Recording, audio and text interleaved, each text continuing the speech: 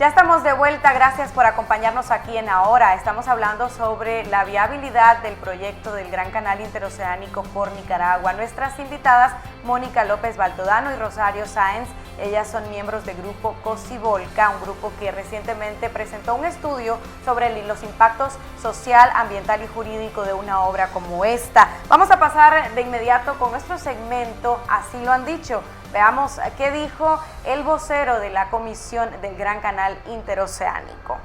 Bueno, Telémaco Talavera ha dicho, este es un proyecto ecológico. Con el Gran Canal vamos a revertir el deterioro histórico que tienen los recursos naturales, la deforestación, el deterioro de nuestros recursos naturales. El Gran Canal incluso va a permitir salvar el Gran Lago de Nicaragua.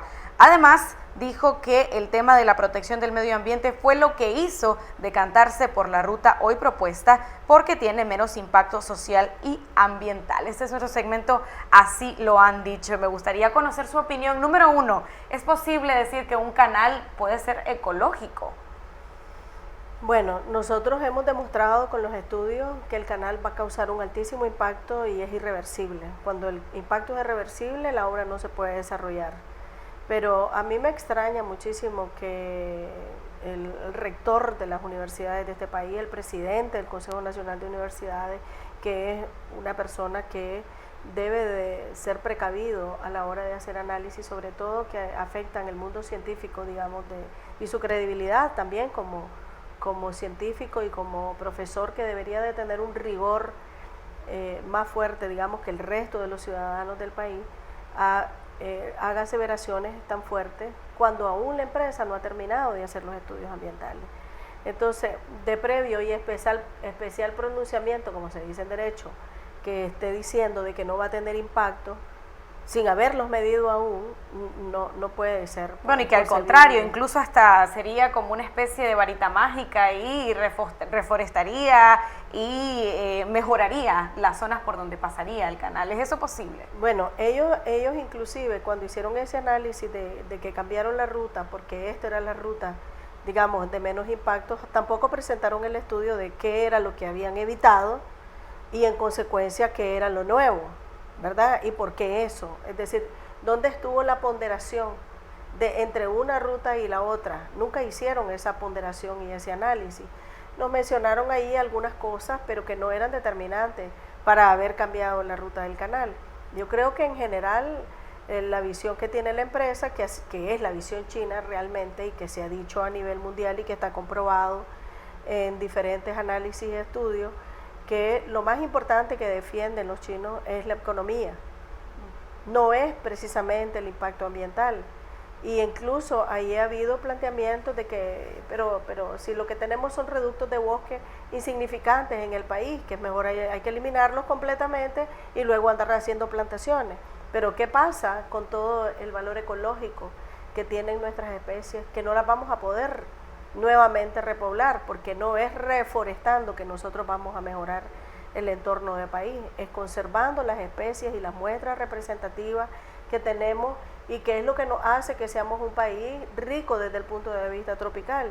Somos uno de los países más ricos en América también, por esa riqueza biológica y ecológica. Entonces es absurdo que nos estén señalando sin base, sin fundamento, porque la misma empresa dijo, no hemos concluido los estudios, no hemos hecho tal cosa, no hemos hecho, y lo único que presentaron fue casi a nivel de marcador, marcaron una área, ni siquiera usaron tecnologías de sistema georreferenciado, y nosotros a la hora de describir la ruta y de hacer los análisis de la ruta, nos fuimos por esas imágenes también, pero no necesariamente porque hayan presentado cosas más específicas, más técnicas, que pudieran, digamos, hacernos analizar, por ejemplo, el impacto sobre el agua Atlanta, en el área de Atlanta que dicen que van a hacer un lago, de qué dimensión es, qué volumen de agua va a manejar ese lago, eso, es decir, muchas cosas que no dijeron.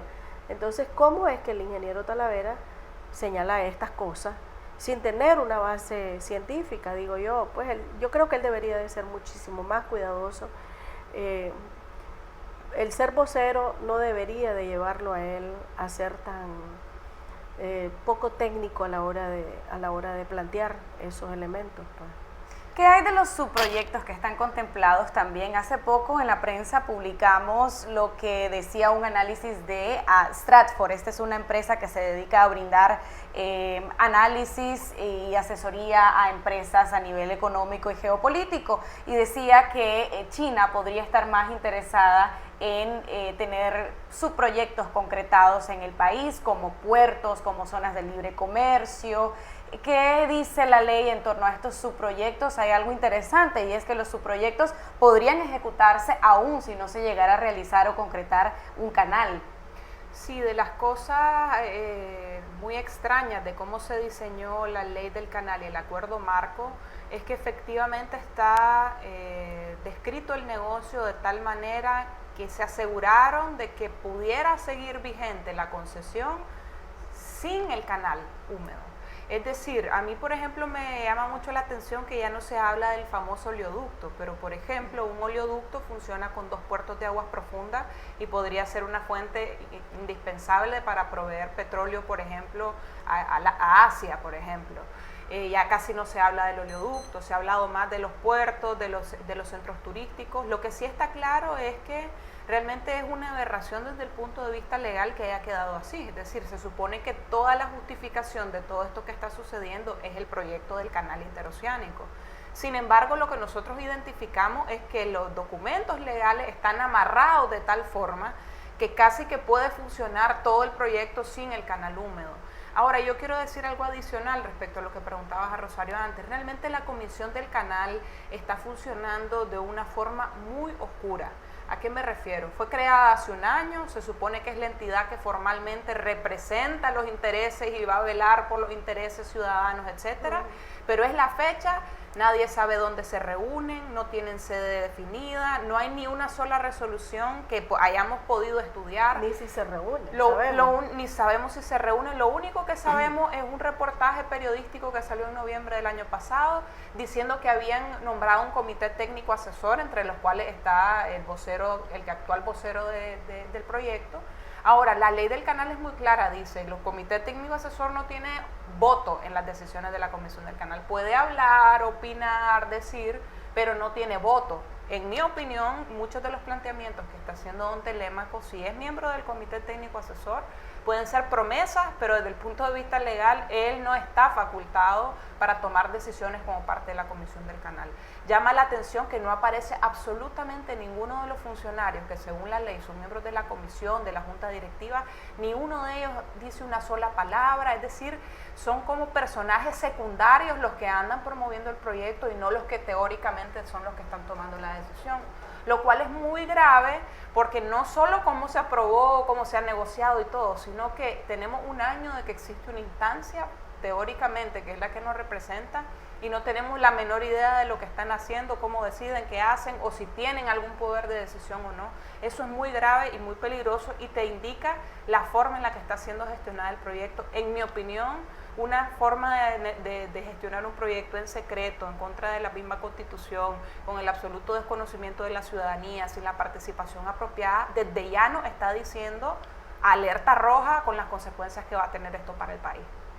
Como había mencionado antes, hay mucha gente que podría pensar que el tono con que se opine o se haga declaraciones a favor o en contra del canal tiene que ver con un asunto político, ¿no? Por ser un proyecto que está impulsando el gobierno sandinista. Ustedes como la comunidad ambientalista, una comunidad de científicos, ¿qué dicen al respecto? ¿Cuál es, digamos, el planteamiento que se hace al tener toda esta información ya verificada en muchos casos, incluso gracias a este estudio, y con lo que en realidad pasa en el país, con las decisiones que se están tomando? Bueno, realmente nosotros hemos tenido cuidado con el rigor científico y técnico de la información que estamos dando.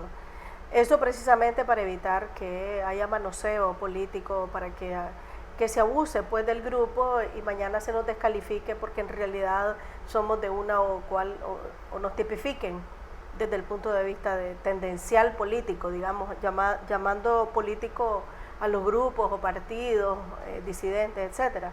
Nosotros lo que hemos dicho y está demostrado por todas nuestras acciones es que somos una comunidad ambiental y estamos defendiendo, pero no solo ambiental, jurídica y también social.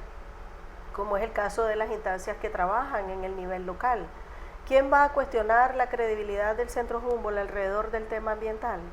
Pues es difícil que alguien diga que ahora el Centro Humboldt se volvió, en todos los gobiernos ha hecho planteamientos, igual que la fundación nuestra, que hemos hecho planteamientos sobre el tema de la deforestación de Bozaguá, de los impactos en el sureste del país, de los impactos en el lago de Nicaragua. Nosotros hemos mantenido en nuestras líneas estratégicas la defensa del lago de Nicaragua siempre y de las reservas de biosfera. Así es que no hay una manera de decirnos a nosotros, ustedes ahora están opuestos a esto porque les da la gana, solo porque ustedes no están en alguna posición determinada.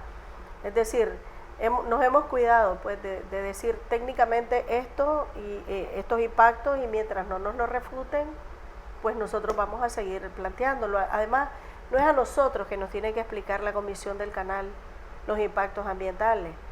Le tiene que explicar a la población nicaragüense, a la ciudadanía nicaragüense, de que no va a hacer más daño en el país del que nosotros ya tenemos. Para terminar, y rápidamente, Mónica, la pregunta acerca de la soberanía. Hay gente que también podría decir que es muy radical decir que se está comprometiendo completamente la soberanía de un país al aceptar estas condiciones, unas condiciones en donde el gobierno pide fe ciega a la población sin mostrar absolutamente nada o sin responder a preguntas básicas. Yo he contrastado la concesión del canal con otros instrumentos firmados en el pasado por otros gobiernos, incluso desde los últimos 100 años han habido varios documentos. He tratado de conseguir información sobre proyectos más o menos de esta envergadura en otros países y realmente no encuentro ni un solo caso que se asemeje en términos de la gravedad de la entrega y cesión de derechos soberanos del país a un inversionista privado. Estoy realmente convencida que muchos de los elementos que contiene la concesión del canal realmente representan una afectación a nuestra condición de ser un país soberano, independiente, no solo porque entregamos facultades hasta legislativas, facultades judiciales, sino que, por ejemplo, se obligó al país y se le impuso al país a reformar su constitución política para darle legitimidad a ese proyecto. Y fue lo que ocurrió este año con la reforma a la constitución, en la cual incorporan el proyecto del canal, que, como yo insisto y seguiré insistiendo, es un proyecto inconsulto. No se le ha planteado a la ciudadanía si realmente esa es su visión de desarrollo o si está dispuesto a asumir las consecuencias que un megaproyecto de ese tipo va a tener. Gracias por habernos acompañado, gracias por haber compartido su conocimiento e información con nosotros. Nos despedimos, gracias por la sintonía al público que nos mira a través del sitio web de La Prensa, y las esperamos también cuando tengan más avances sobre los estudios que continúan realizando en torno a esta polémica obra. Gracias por habernos acompañado nuevamente, nos despedimos, hasta la otra semana.